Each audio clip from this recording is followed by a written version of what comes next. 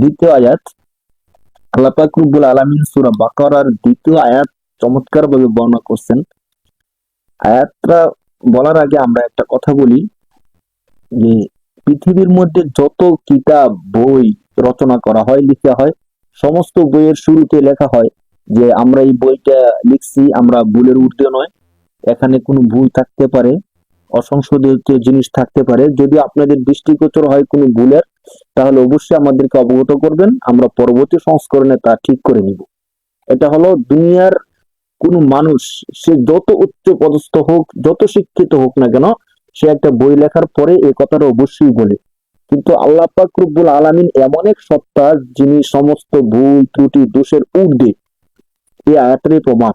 যার কারণে তিনি এই কিতাব শুরু করার শুরুতেই বলতেছেন এটা এমন একটা কিতাব, যে কিতাবের মধ্যে কোনো ভুল নেই, সন্দেহ নেই, সংশয় নেই, কোনো কিছু নেই, সমস্ত ভুল ত্রুটির ঊর্ধ্বে এই কিতাব। আল্লাহ বলতেছেন দালিকাল কিতাবু লা রাইবা ফিহ। আমরা একটু খেয়াল করি শব্দের দিকে। আল্লাহ পাক রব্বুল আলামিন দ্বিতীয় আয়াতের প্রথম শব্দ আনছেন জালিকা। জালিকা আরবিতে হলো ইসমুল ইশারা, এমন শব্দ যে শব্দের মাধ্যমে ইঙ্গিত করা হয়। জালিকা অর্থ উহা, অর্থাৎ আরবিতে ইসমি ইশারা, কিছু ইসমি ইশারা আছে, হাজা, হাজিহি, দালিকা, তিলকা। তো এখানে আল্লাহ পাক রব্বুল আলামিন দালিকা শব্দটা ব্যবহার করছেন। কিছু ইসমি ইশারা আছে দূরবর্তী জিনিসকে বোঝানোর জন্য আসে, আর কিছু ইসমি ইশারা আছে নিকটবর্তী জিনিসকে বোঝানোর জন্য আসে। হাজা, হাজিহি নিকটবর্তী জিনিসকে বোঝানোর জন্য আসে, আর জালিকা তিলকা দূরবর্তী জিনিস বোঝানোর জন্য জালিকা তিলকা ব্যবহার হয়। আর এখানে একটু খেয়াল করেন, জালিকা অর্থ উহা, দূরবর্তী জিনিস এর দিকে ইঙ্গিত করা হয়েছে। অথচ কোরআন শরীফ দূরের কোনো জিনিস না, নিকটের জিনিস। এখানে মূলত যদি এমন হতো হাজাল কিতাবু লা রাইবা ফিহ, যেহেতু কোরআন নিকটের জিনিস, কিন্তু এখানে আল্লাহ তাআলা বলতেছেন জালিকাল কিতাবু, অর্থাৎ উহা এমন কিতাব। তো মুফাসসিরিনে কেরামগণ বলছেন যে জালিকা দূরবর্তী জিনিস বোঝানোর সাথে সাথে কখনো কখনো জিনিসের মহত্ব, বড়ত্ব বোঝানোর জন্য জালিকা শব্দ ব্যবহার হয়। অর্থাৎ এই জালিকা যেহেতু কোরআনের দিকে ইঙ্গিত করা হয়েছে, কোরআনের বড়ত্ব, মহত্ব, গুরুত্ব বোঝানোর জন্য এখানে দূরবর্তী ইসম ইশারা ব্যবহার করা হয়েছে। জালিকা অর্থ উহা, জালিকা আল কিতাবু, উহা এমন একটি কিতাব, লা রইবা, লা নফির শব্দ, অর্থাৎ নাবাচক, নেগেটিভ শব্দ, নাবাচক শব্দ। রয়বুন অর্থ হলো সন্দেহ, লা মানি না, রয়বুন মানি সংশয়, সন্দেহ। লা রইবা সংশয় নেই, সন্দেহ নেই।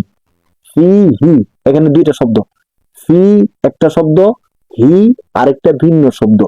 ফি হলো হরফুল জর, আর হি হলো জমির। একটু খেয়াল করেন, ফি হরফুল জর, এর অর্থ হলো মধ্যে।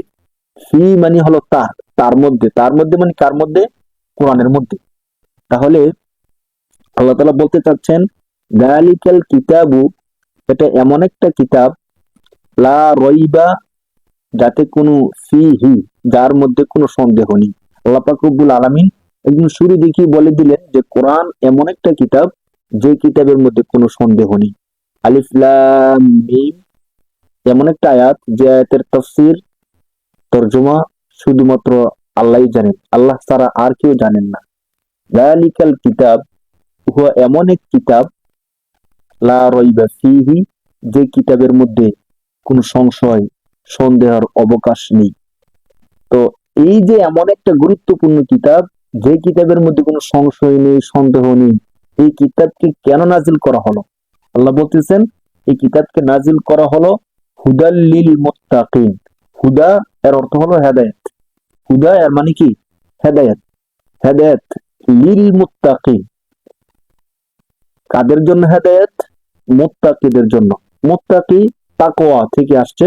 খেয়াল করেন যে মুত্তাকিন, তাকওয়া, তাকওয়া মানে হলো খোদাভীতি, যারা আল্লাহকে ভয় করে, যারা সব সময় আল্লাহ তাআলাকে ভয় করে, তাদের জন্য হেদায়েত। লা লিল মুত্তাকিন মূলত ছিল আল মুত্তাকিন, হুদাল আল মুত্তাকিন। এখানে লাম শব্দ যুক্ত করা হয়েছে, লাম হরফুল জর।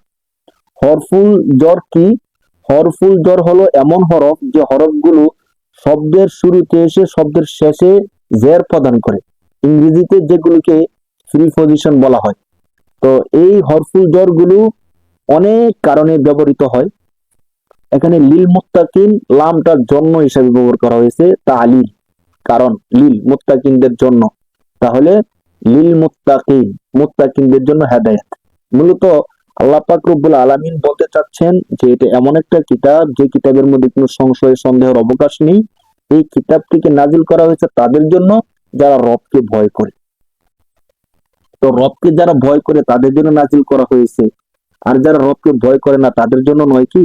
কোরআন শরীফের অন্য আয়াতের মাধ্যমে আমরা জানতে পারি যে কোরআন শরীফ নাজিল করা হয়েছে সমগ্র বিশ্বের মানুষের জন্য হেদায়েত স্বরূপ, চাই সে মুমিন হোক অথবা মুমিন না হোক, সকলের হেদায়েত স্বরূপ।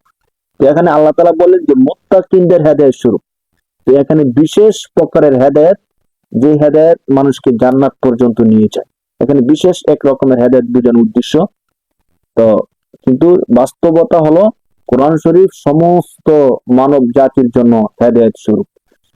আল্লাযীনা ইউমিনুনা বিল গায়বি, কোরআন শরীফের সূরা বাকারার 3 নম্বর আয়াতে আল্লাহ পাক রব্বুল আলামিন শুরু করতে যাচ্ছেন মুত্তাকিন কারা, তাদের পরিচয় দিতে যাচ্ছেন আল্লাহ পাক রব্বুল আলামিন।